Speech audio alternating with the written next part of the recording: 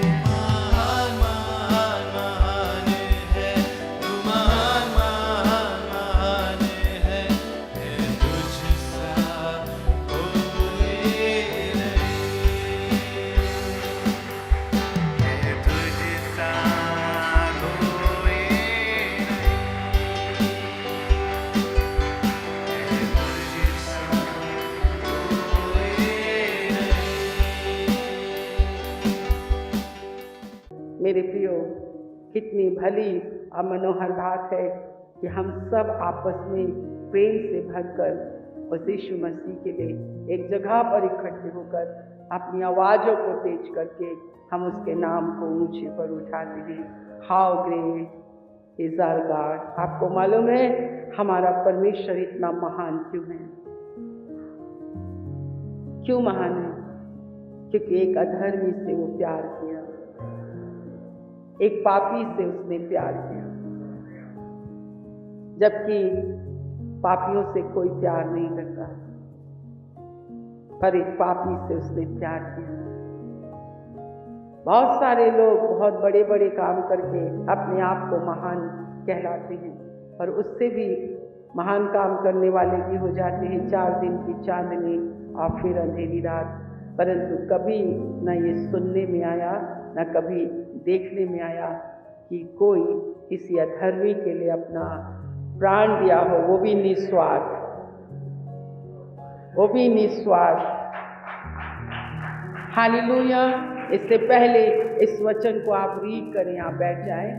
आपको मालूम है परमेश्वर के विषय में ना क्यों हम ये बातें आपको सिखाते हैं कि आप उत्साहित होइए जब भी आप परमेश्वर की आराधना में आप खड़े होते हैं। आप उसकी आराधना में जब आप करते हैं तो आपको इतने उत्साह और इतने जोश, इतने उमंग से आपको भरना है। और हम क्यों नहीं भर पाते? क्योंकि अभी हमारा पुनरुत्थान हुआ ही नहीं। मसीह का पुनरुत्थान, परमेश्वर का हम हृदय से धन्यवाद करते हैं कि अगर मसीह नहीं जी उठता, इसी अध्याय में है, अगर मसीह नहीं जी उठा हमारा विश्वास करना व्यर्थ है। तो आपका विश्वास मैं सिखा रही हूँ इन दिनों में। आज हमारा 7वां दिन है और हम प्रभु का बहुत धन्यवाद करते हैं प्रत्येक लोगों के लिए जिन्होंने प्रभु का सम्मान किया, जिन्होंने अपने प्रभु के लिए बहुत मेहनत की। प्रतिदिन उन्होंने आपके लिए प्रबंध किया, लोगों ने तैयारी की। यहाँ पर हम प्रभु का बहुत धन्यवाद करते हैं। सुबह शाम उन्होंने कड़ी मेहनत करके इस सभा के लिए उन्होंने तैयारी लगाई। उसने कहा फसा खाने के लिए एक सजी सजाई अटारी। हम अपने प्रभु का बहुत धन्यवाद करते हैं कि हम अपने प्रभु के सेवक हैं, हम उसके दास हैं। और मैं आपसे कहती हूँ, मैं अपने पर्सनल अनुभव से कहती हूँ कि सचमुच में उसके लिए काम करना, उसके सुसमाचार के लिए कार्य करना, उसकी सुसमाचार की सभा के लिए तैयारी करना, इस भूख के साथ कि मेरे प्रभु के पास लोग आएंगे।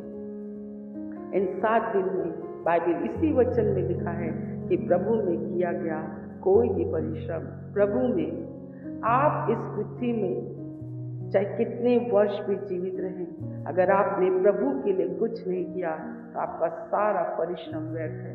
और अगर आपने प्रभु के लिए परिश्रम करना सीख लिया तो आपका एक भी परिश्रम व्यर्थ नहीं जाएगा।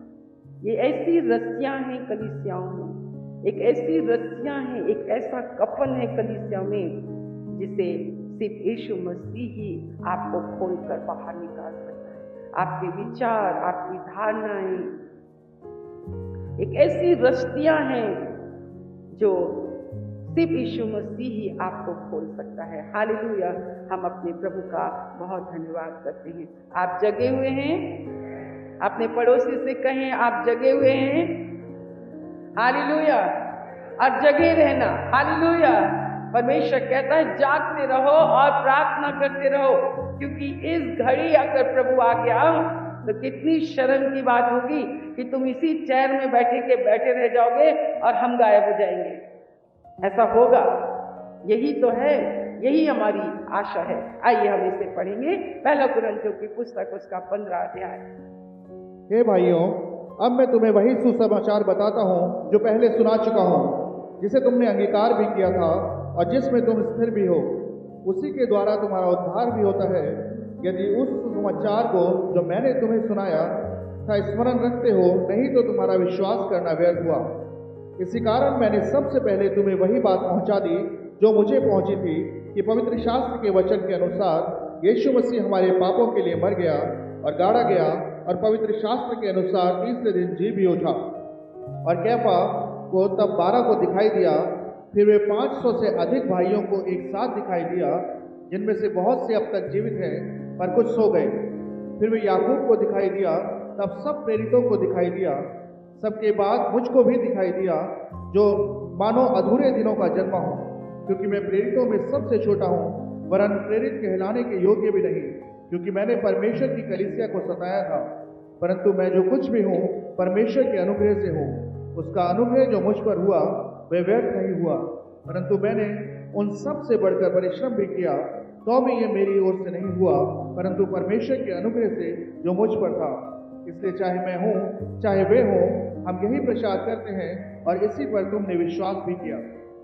इसलिए जबकि मसीह का यह प्रचार किया जाता है कि वह मरे हुओं में से जी उठा, तो तुम में से कितने कैसे कहते हैं कि मरे हुओं का पुनरुत्थान है ही नहीं? यदि मरे हुओं का पुनरुत्थान है ही नहीं, तो मसीह भी नहीं जी उठा, और यदि मसीह नहीं जी उठा, तो हमारा प्रचार भी व्यर्थ है और तुम्हारा विश्वास भी व्यर्थ है। वरन हम परमेश्वर के झूठे गवाह ठहरे, क्योंकि हमने परमेश्वर के विषय में ये गवाही दी कि उसने मसीह को जिला दिया। यद्यपि नहीं जिलाया, यदि मरे हुए नहीं जी उठते और यदि मुर्दे नहीं जी उठते, तो मसीह भी नहीं जी उठा, और यदि मसीह नहीं जी उठा, तो तुम्हारा विश्वास व्यर्थ है और तुम अब तक अपने पापों में फंसे हो। वरन जो मसीह में सो गए हैं वे भी नष्ट हुए। यदि हम केवल इस जीवन में मसीह से आशा रखते हैं, तो हम सब मनुष्यों के अधिक ठीक आभार है। हैं। हम आज इसके बाद फिर थोड़ी देर के बाद हम आगे पढ़ेंगे, और कुछ वर्ष आप में से हर एक भाई के साथ आप ऊंचे स्वर से बोलें, ताकि आपकी आत्मा सुने और आपकी जीभ की गांठें खुले। हालेलुया। आपके विचारों के ताने बाने खुले और आप मसीह के आत्मा के द्वारा, परमेश्वर की पवित्र आत्मा के द्वारा वचन को समझे। जो वचन को समझता है उसी की प्रार्थनाएं प्रभावशाली होती है। साफ साफ लिखा हुआ है परमेश्वर का वचन आपसे और मुझसे क्या बातें करता है। हालेलुया।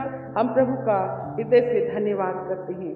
इसमें आपने पढ़ा, उसने कितने लोगों को वो दिखाई दिया। फिर से हम पढ़ेंगे एक वचन से। हाँ, और अपने आप को ढूंढो, क्या आपको उसने अपने आप को कामों के द्वारा दिखाई दिया। हाँ, हे भाइयों, अब मैं तुम्हें वही सुसमाचार बताता हूँ जो पहले सुना चुका हूँ, जिसे तुमने अंगीकार भी किया था और जिसमें तुम स्थिर भी हो।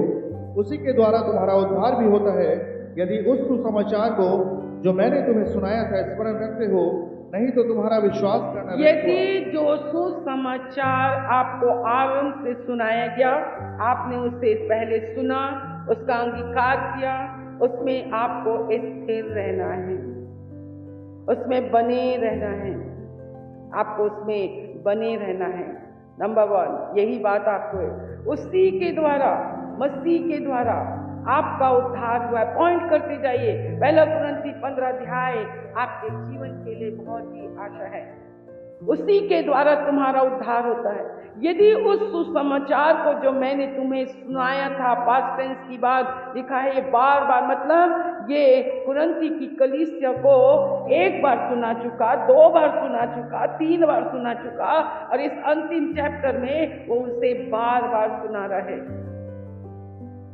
लिखा है, नहीं तो यदि ये सुसमाचार को छोड़कर अगर कलीसिया किसी और सुसमाचार में बढ़ रही है, और आज का सुसमाचार क्या है?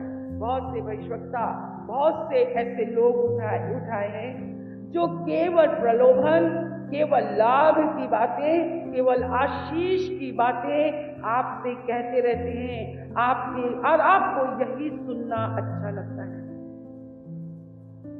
जो सही नहीं है।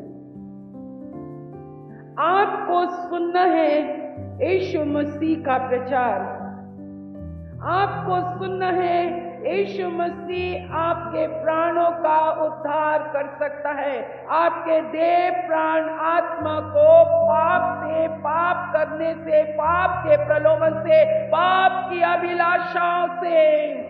हमें सुसमाचार प्रचार करने की आवश्यकता है कि उसी के द्वारा तुम्हारा उद्धार हुआ है, नहीं तो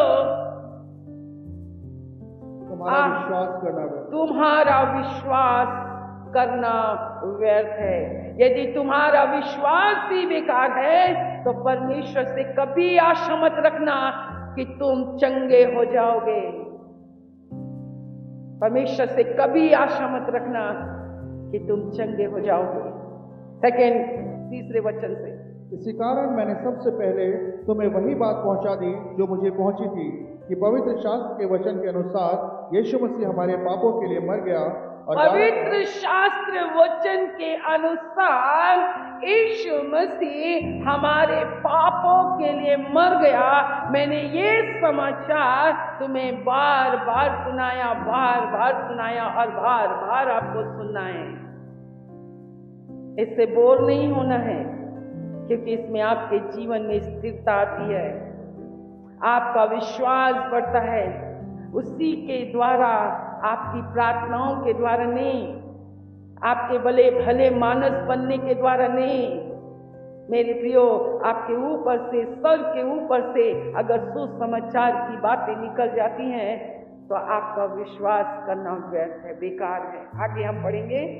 और गाड़ा गया हाँ। और पवित्र शास्त्र के अनुसार, पवित्र शास्त्र के अनुसार, देखो, पवित्र शास्त्र के अनुसार और वचन के अनुसार, ये वचन जो बाइबल है उसके अनुसार आपको विश्वास करना है कि यीशु मसीह मुर्दों में से जी उठा है।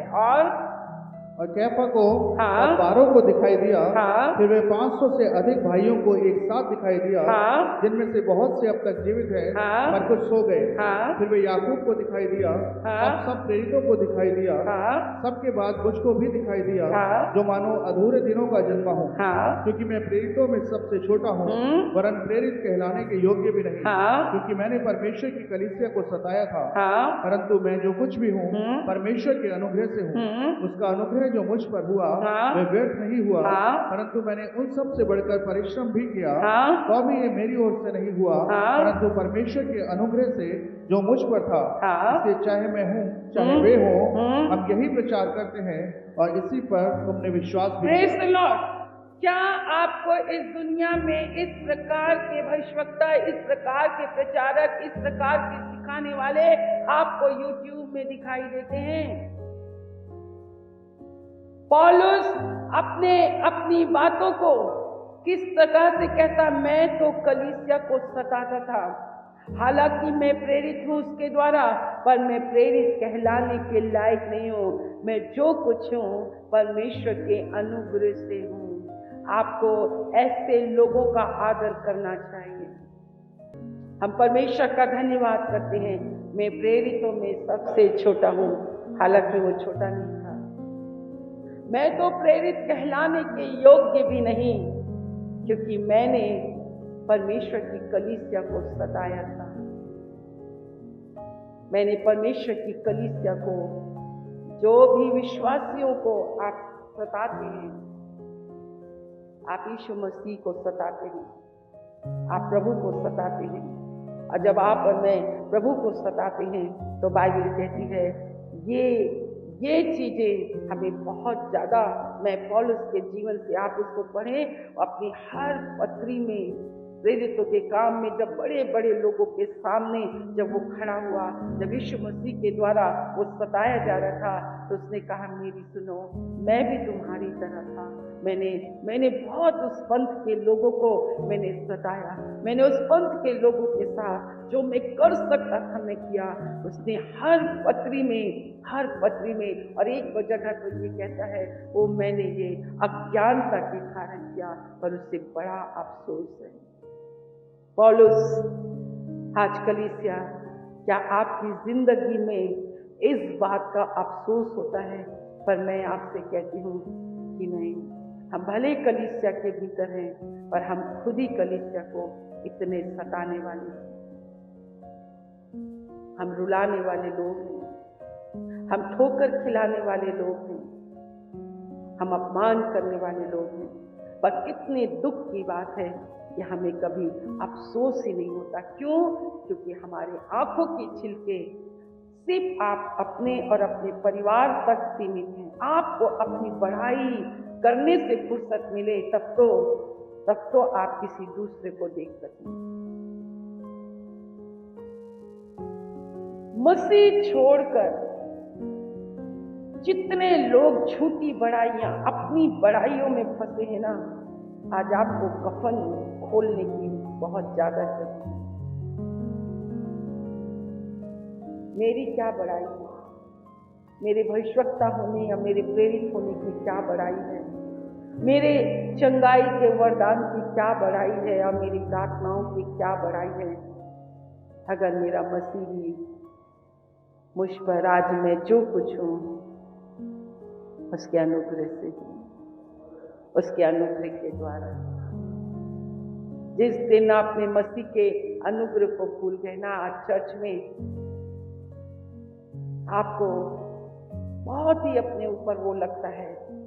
आज हम बाइबल इस बात को कहती है, चाहे मैं हूं चाहे वो है, हमें यही प्रचार करते हैं और हमने इसी पर विश्वास किया है कि मैं जो हूं, जो होऊंगा और जो रहूंगा, मैं उसके अनुग्रह से हूं। अनुग्रह शब्द को आप कभी मत भूलिएगा।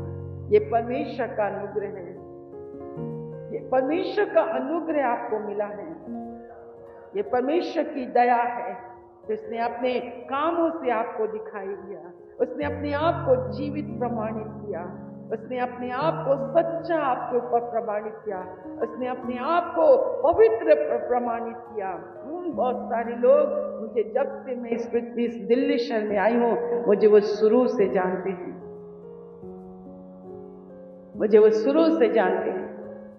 मेरे प्रियो, आइए उसके अगले पद में हमें उसी में विश्वास करना है और वही सुसमाचार पर विश्वास करना है, उसी सुसमाचार पर परिश्रम करना है, उसी सुसमाचार में जिसके द्वारा हमें अनुग्रह मिला, हमें अपनी बीती हुई बातों को जो हमने मसीह और कलीसिया के साथ की है उसकी साक्षी आपको देने में कभी शर्माना नहीं चाहिए कि पहले तो मैं ऐसा था परंतु अब मैं ऐसा नहीं हूँ। इसमें बहुत ही नम्रता और दीनता आती है। आइए 12 वचन से हम पढ़ेंगे, 19 वचन तक। इसलिए जबकि मसीह का ये प्रचार किया जाता है कि वे मरे हुओं में से जी उठा, तो तुम में से कितने कैसे कहते हैं कि मरे हुओं का पुनरुत्थान है ही नहीं? यदि मरे हुओं का पुनरुत्थान है ही नहीं तो मसीह भी नहीं जी उठा, और यदि मसीह जी नहीं उठा तो हमारा प्रचार करना भी व्यर्थ है और तुम्हारा विश्वास भी व्यर्थ है। वरन हम परमेश्वर के झूठे गवाह ठहरे, क्योंकि हमने परमेश्वर के विषय में ये गवाही दी कि उसने मसीह को जिला दिया, यद्यपि नहीं जिलाया। यदि मरे हुए नहीं जी उठते और यदि मुर्दे नहीं जी उठते तो मसीह भी नहीं जी उठा, और यदि मसीह नहीं जी उठा तो तुम्हारा विश्वास व्यर्थ है। अब जब हमारे जीवन में नाना प्रकार की परेशानियां जब आती हैं, आज भी इशू वही है, आज भी इशू यही है। परिवार टूटा, जब परिवार टूट गया तो प्रार्थना रिक्वेस्ट आई, और जब प्रार्थना रिक्वेस्ट आई तो जब आप परमेश्वर की या डॉक्टर की रिपोर्ट आप कहते हैं या कुछ ऐसी बातों को कहते हैं, तो हमारे मुख में पौलुस इस बात को कहता है, यदि पुनरुत्थान नहीं है, यदि मसीह का जी उठना नहीं है। ध्यान से सुनिएगा, केवल मनुष्य शरीर में नहीं मरता है, परंतु हमारा बहुत कुछ मर जाता है। हमारे रिश्ते मर जाते हैं, हमारा परिवार मर जाता है, हमारी कोख, डॉक्टर कहता है कि कुछ नहीं हो सकता, डॉक्टर की रिपोर्ट आपको डरा देती है। मैं इसी 40 दिन के उपवास और प्रार्थना में परमेश्वर के माइटी कामों का मैं वर्णन आपके सामने कर रही हूं। इस वचन के अनुसार अधिक पुनरुत्थान नहीं है, मतलब फिर से वो जो बिगड़ी हुई चीजें हैं, फिर से वो चीजें जो खत्म हो गई हैं, जिनका अस्तित्व ही नहीं है। अगर आप ये कहते हैं नहीं हो सकता, आपका विश्वास व्यर्थ है। नहीं हो सकता, आपका विश्वास व्यर्थ है। आप जो दौड़ के डॉक्टरों के पास जाते हैं, आपका विश्वास व्यर्थ है, क्योंकि आपने मसीह के वचन, उसके पुनरुत्थान के वचन पर आपने कभी ध्यान ही नहीं दिया। बाइबल इस बात को कहती है, यदि मसीह नहीं जी उठा, यदि पुनरुत्थान है ही नहीं, तो तुम्हारा विश्वास व्यर्थ है। क्यों हमारी जिंदगी में ऐसा होता है? हमारी जिंदगी में ऐसा क्यों होता है? वो इसलिए होता है कि मसीह के जी उठने का प्रमाण परमेश्वर आपको देना चाहता है। और जब उस परिवार के लिए प्रार्थना किया गया, एक मरा हुआ परिवार, एक मरा हुआ रिश्ता, एक मरा हुआ पति और पत्नी के रिश्ते, परमेश्वर की पुनरुत्थान की सामर्थ जो बाइबल कहती है वो मर गया था। ओ परमेश्वर उस रिश्ते को जिंदा किया, उस परिवार को परमेश्वर ने जिंदा किया, उस कोख को परमेश्वर ने जिंदा किया। अभी की बात है, अभी हमारे यहाँ मीटिंग हुई और हमने प्रार्थना की उसको कन्विंस करने के लिए। और आप सोचो डॉक्टर ने क्या कहा, अभी बच्चे का बीज ही है, मैं सोचती हूँ। और कहता है इसका हार्ट बीट बहुत कमजोर है। मैंने कहा क्या बात करते हो, अभी हार्ट तो बने ही नहीं है तो बीट कहां से आ गया? और मैंने उस बेटी से कहा ऐसा नहीं है।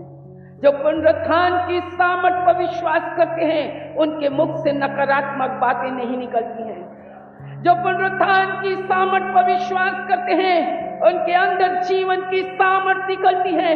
अरे तुम्हारे मौत है हारी, मैं गाऊं हालेलुया।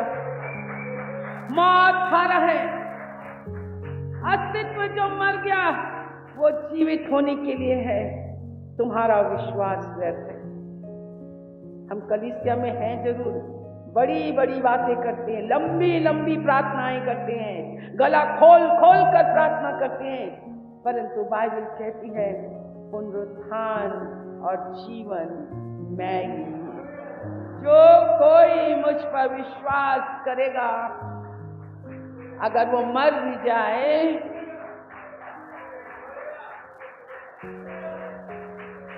तुम्हारा विश्वास व्यर्थ है, क्योंकि तुमने सुसमाचार पर नहीं, मसीह के जी उठने की सामर्थ पर नहीं, तुमने तो किसी और ही पर विश्वास कर दिया।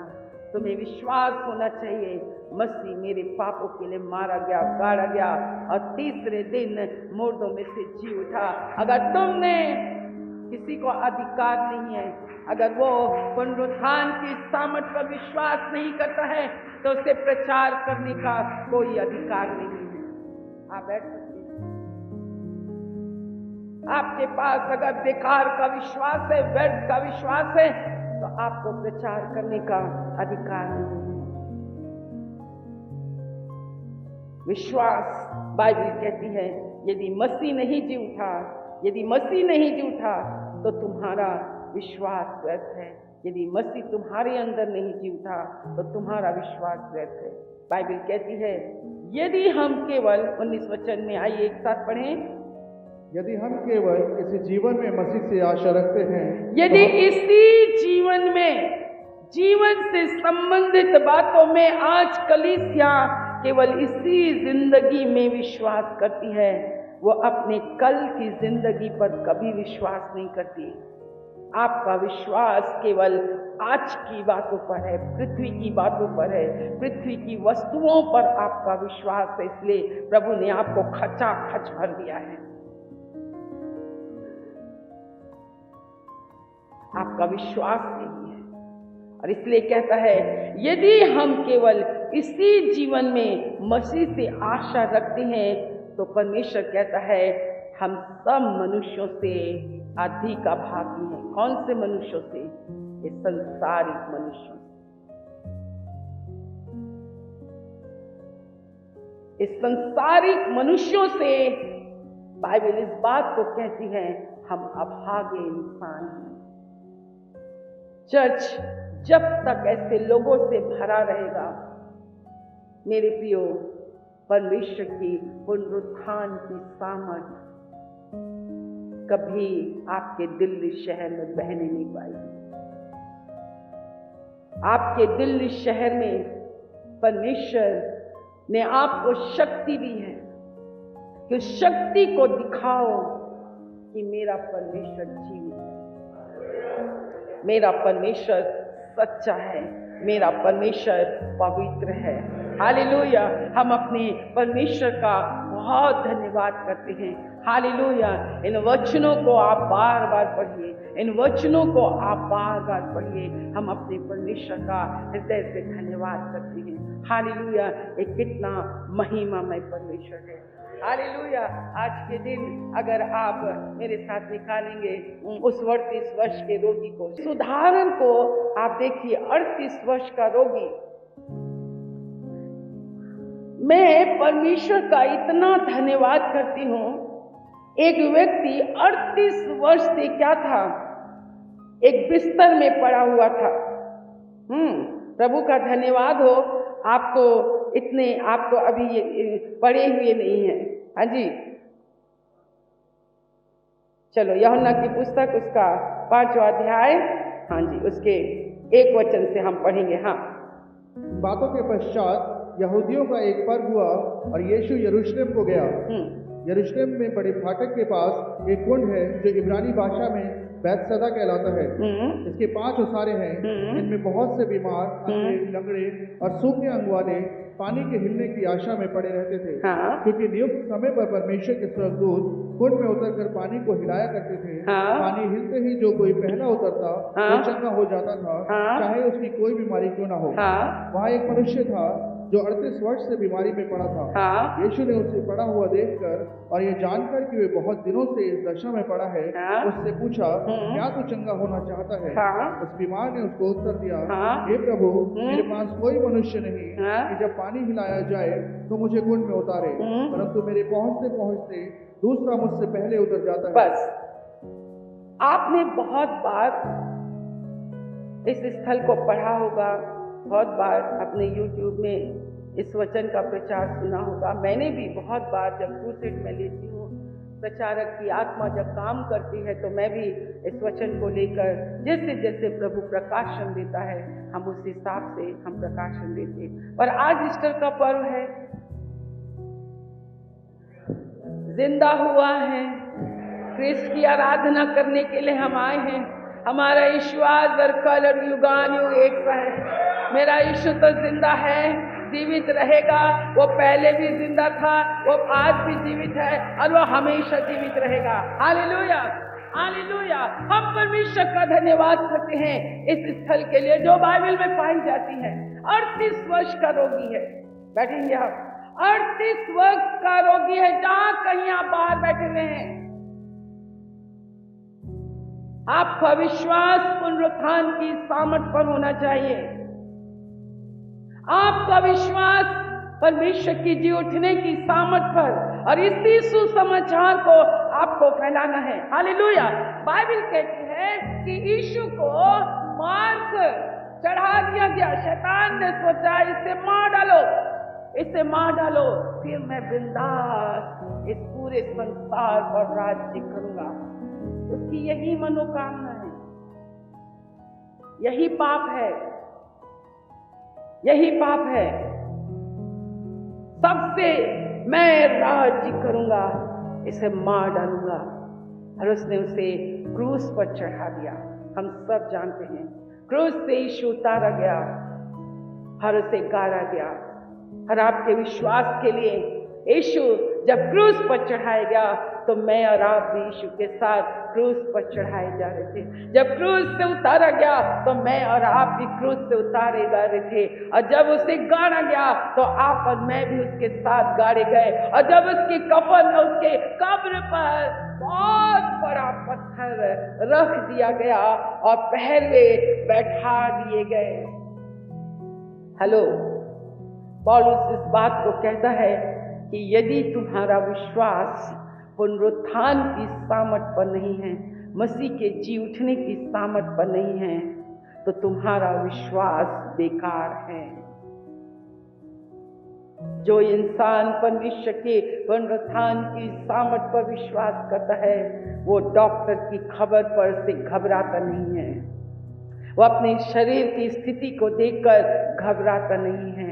आप सोच के देखिए, उस रोमी साम्राज्य के समय में पहरुए ने इतने ईर्ष्यालु और जलन से भरे हुए लोगों के बीच में किस प्रकार शैतान लोगों के अंदर समाकर यीशु मसीह का बैरी बना, यीशु मसीह का विरोधी बना, उसे मार डालने तक के लिए। इसी अध्याय में लिखा, ए मौत तेरी डंक कहाँ है, ए मौत तेरा डंक कहाँ है। ओ यीशु मसीह, किस प्रकार से हम उसे पहले पढ़े और मैं आपको उत्साहित करने के लिए लेकर चलती हूँ। पहला कुरिन्थियों की पुस्तक और उसका 15 अध्याय और उसके 49 से पढ़ेंगे हम क्या लिखा हुआ है, देखें। हाँ, और जैसे हमने उसका रूप धारण किया जो मिट्टी का था, हाँ। वैसे ही हम स्वर्गीय का रूप भी धारण करेंगे। हाँ, ये भाइयों, मैं ये कहता हूँ कि मांस और लहू परमेश्वर के राज्य के अधिकार। हेलो हेलो हेलो हेलो, सारे लोग एक साथ पढ़ेंगे। मांस और लहू परमेश्वर के राज्य के अधिकार। मांस और लहू मतलब शारीरिक इंसान जो शरीर में चलता, शरीर में फिरता, शरीर में जीवित रहता, और इस शरीर में केवल इस जीवन में आप जीवन से संबंधित केवल बातों पर ही विश्वास करते हैं, तो बाइबल इस बात को कहती है तुम सांसारिक और शारीरिक मनुष्यों से सबसे ज्यादा, वो तो अभागे है ही हैं, पर तुम तो उस सबसे भी ज्यादा अभागे हो। इस पुनरुत्थान दिवस में एक बात अपने परमेश्वर से कहना, प्रभु जी मुझे वचन की शिक्षा में आगे ले चलिए, वचन की गूढ़ बातों में मुझे आगे लेकर चलिए, मेरी आत्मिक आंखों को खोलिए, मेरे आत्मिक समझ को खोलिए। मेरे प्रियो, आज लोगों को वचन समझने की सामर्थ नहीं है, वचन को सुनने की सामर्थ नहीं है। पता नहीं चर्च क्यों आते हैं फिर। वचन को बोलने की सामर्थ नहीं है, याद करने की सामर्थ नहीं है। ये वचन आपके भीतर जाएगा तभी तो आप पुनरुत्थान पाओगे। कितना अच्छा वचन अगर 42 से लिखा है कितनी अच्छी बातें हैं। अगर आप देखें कि पुनरुत्थान की देह मतलब एक शारीरिक देह जब मरती है तो एक आत्मिक देह, ये उद्धार पाए हुए लोगों के लिए है। हमारा पुनरुत्थान और मसीह का पुनरुत्थान, और पुनरुत्थान के बाद की देह के विषय में कितनी लिखी है।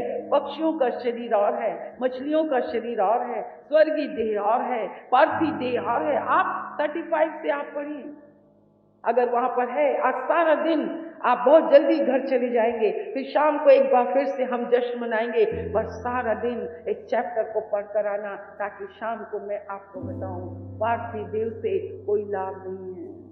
लिखा है मछलियों का शरीर और है, पक्षियों का और है, ओ शारीरिक देह और है, पर तुम महिमा की देह भी और ही है। मसीह हम में चलता और फिरता है, परमेश्वर हम में वास करता है। आइए हम पढ़े, यहाँ 49 कंप्लीट करेंगे हम। और जैसे हमने उसका रूप धारण किया जो मिट्टी का था, वैसे ही हम स्वर्गीय का रूप भी धारण करेंगे। ओ प्रेज द लॉर्ड, जैसे मिट्टी के रूप को हमने धारण किया, वैसे ही बाइबल कहती है हम स्वर्गीय देह को भी धारण करेंगे। Praise the Lord, hallelujah. हाँ आगे। ये भाइयों, हाँ, और लहू परमेश्वर के राज्य के अधिकारी नहीं हो सकते, और न नाशवान अविनाशी का अधिकारी हो सकता है। देखो मैं तुमसे भेद की बात कहता हूँ, हम सब नहीं सोएंगे, परंतु सब बदल जाएंगे, और ये क्षण भर में पलक मारते ही अंतिम तुरही फूंकते ही होगा, क्योंकि तुरही फूंकी जाएगी और मुर्दे अविनाशी दशा में उठाए जाएंगे, और हम बदल जाएंगे। क्योंकि अवश्य है ये नाशवान देह अविनाश को, ये अवश्य है नाशवान देह अविनाश को पहले, और ये मरणहार देह अमरता को पहले, और ये मरणहार देह अमरता को पहन ले। और जब ये नाशवान अविनाश को, जब ये नाशवान अविनाश को पहन लेगा, और ये मरणहार अमरता को, और मरणहार अमरता को पहन लेगा, तब ये वचन आपके जीवन में पूरा हो जाएगा कि जैने मृत्यु उत्पन्न करने वाले तमाम फलों को आपके जीवन से नाश किया है। फिर कोई बीमारी नहीं, कोई लाचारी नहीं, कोई कमजोरी नहीं, कोई निर्बलता नहीं। क्यों परमेश्वर ने लाजर के ऊपर से सारी रस्सियों को तोड़ा। हम बैठेंगे, हम तो ये सोचते हैं कि लाजर सही में मर गया, पर हम भी तो मरे हैं। सुंदर स्वस्थ शरीर को पहना के, उड़ा के, निला के, धुला के, सजा सरवा के एक मिट्टी के ढेले की तरह रेंग रेंग कर एक विश्वासी और मसीह चलता है। मेरे प्रियो, घृणा है ऐसे शरीरों से। क्यों? क्योंकि नाशमान शरीर का इस पृथ्वी में कोई वो नहीं। ये बाइबल है। अपनी आत्मिक समझ को खोलिए। तुम्हारा विश्वास, लिखा है, जय ने मृत्यु को निगल लिया। हे मृत्यु, तेरी जय कहाँ रही? हे मृत्यु, तेरा डंक कहाँ रहा? मृत्यु का डंक पाप है और पाप का बल व्यवस्था है। परंतु परमेश्वर का धन्यवाद हो जो हमारे प्रभु यीशु मसीह के द्वारा हमें जयवंत करता है। इसलिए हे मेरे प्रियो भाइयों, दृढ़ रहो, अटल रहो, प्रभु के काम में सर्वदा बढ़ते जाओ, क्योंकि ये जानते हो कि तुम्हारा परिश्रम प्रभु में। हेलो, ये 7 दिन की पवित्र सभा में जब आप परमेश्वर की निकटता में आए तो ये वचन का ऐलान स्वर्गदूत पवित्र आत्मा आपकी देह प्राण आत्मा में करेगा। Hallelujah, hallelujah. आप देखिए, ये 38 वर्ष का रोगी यीशु मसीह 3 दिन 3 रात कब्र के अंदर रखा। एक बड़ा पत्थर उसकी कब्र पर रखा गया, पहरे बैठा दिए गए। और आपने भी पढ़ा होगा, सोच के देखिए, सोच के देखिए, कब्र पर एक बड़ा पत्थर रखा था, पहरे वहां पर थे, जाग रहे थे। स्पेशल उनको वहां पर बैठा दिया गया था कि इस बहरूपियों ने सबको कह रखा है कि ये जी उठेगा। कहीं ऐसा ना हो इसके चेले जो है इसकी कब्र से इसको उठा कर ले जाए और सब जगह फैला दे कि ये जी उठा है। आप सोचिए, पूरे जगहों में किस प्रकार से इस घटना की एक सनसनी फैली होगी। यरूशलेम में मेरे प्रियो, इस घटना की जो सनसनी फैली, मैं आपसे कहना चाहती हूँ, यदि मसीह मेरा जी नहीं उठता, यदि पुनरुत्थान मेरा होगा नहीं, अगर पुनरुत्थान की आशा मुझ में नहीं है तो मेरा प्रचार करना व्यर्थ है। परंतु हम इसलिए प्रचार करते हैं कि मेरा यीशु जीवित है। अभी तो एक ऐसी घटना घटने वाली है कि जीवित ही हम आसमान में उठा लिए जाएंगे।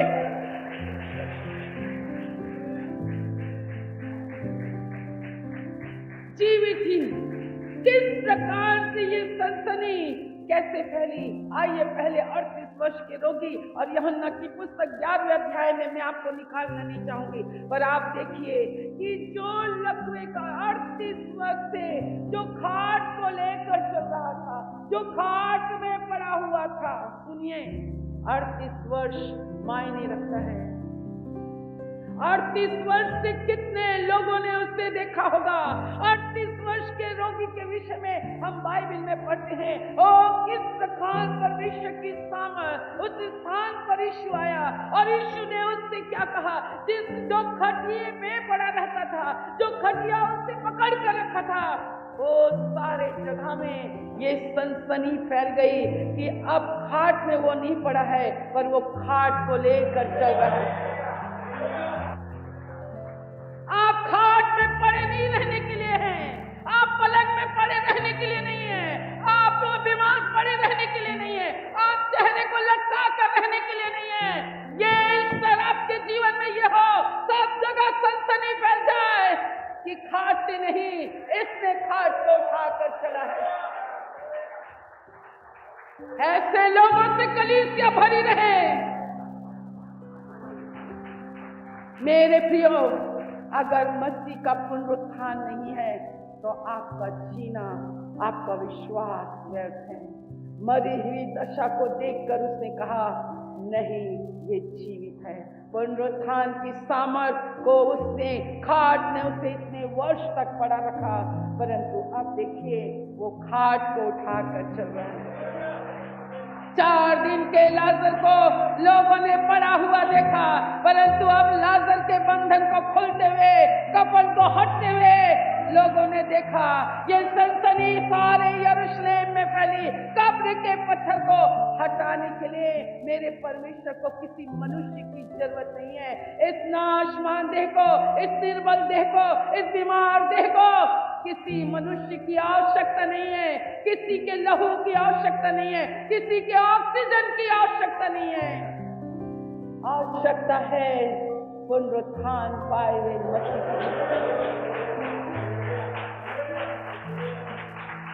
कब्र पर जो बड़ा पत्थर रखा हुआ था, देखो कैसे हट गया वो। रोमी राज्य की सरकार बंद ना कर सकी ईश्वर के पुत्र को। हालेलुया। ओ मेरे प्रियो, अगर आपका विश्वास सुसमाचार की सामर्थ पर नहीं है, सुसमाचार सुनिए, मसीह मेरे लिए मारा गया, गाड़ा गया और मसीह मेरे लिए तीसरे दिन जी उठा। मैं खाट पर पड़े रहने के लिए नहीं, खाट को उठाकर चलने के लिए हूँ। जाओ इस स्तर में इस सनसनी को अपने डॉक्टर को फैलाने दो। अपने विश्वास को सही कीजिए, अपने विश्वास में मजबूत रहिए, विश्वास के वचनों को सुनिए, सुसमाचार सुनिए, सुसमाचार को ग्रहण कीजिए, सुसमाचार को ग्रहण कीजिए।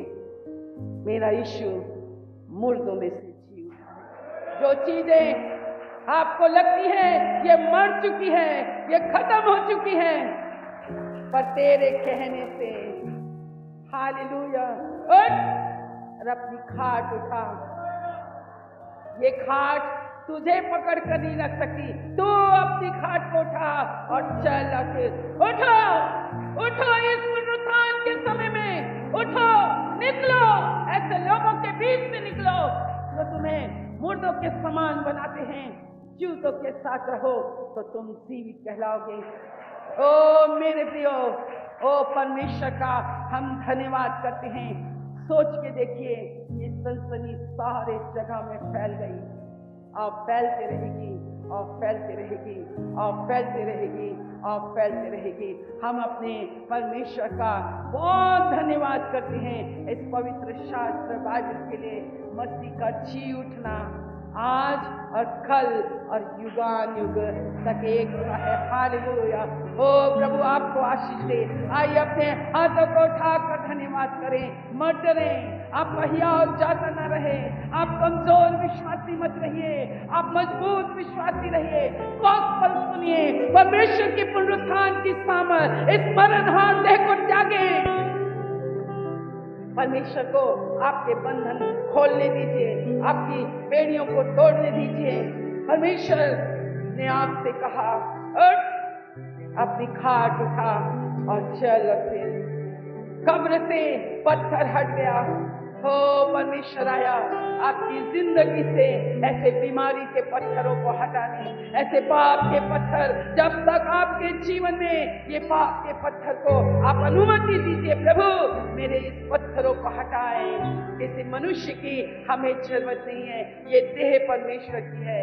इस देह को परमेश्वर ने बनाया है, अपने लिए बनाया है, अपनी महिमा के लिए बनाया है, अपनी आराधना के लिए बनाया है, अपनी सेवा के लिए बनाया है। जब मसीह की सेवा आप करना नहीं चाहते हैं, इसलिए आप बिस्तर में पड़े रहते हैं, आप मसीह की सेवा कीजिए, क्योंकि प्रभु में किया गया कोई भी परिश्रम व्यर्थ नहीं जाता है। Hallelujah, hallelujah. तो आपका विश्वास किसमें है? मसीह मेरे लिए मारा गया, मसीह मेरे लिए गाड़ा गया, मसीह मेरे लिए जी उठा। आपका विश्वास क्या होना चाहिए? परमेश्वर ने मुझसे प्रेम किया, उसने अपना इकलौता पुत्र दिया ताकि मैं उस पर विश्वास करूं, मैं नाश न हो। आपका विश्वास क्या होना चाहिए? मैं अपने कार्यों से धर्मी नहीं, परंतु मेरा धर्मी ठहराने वाला मेरा यीशु है। हालेलुया।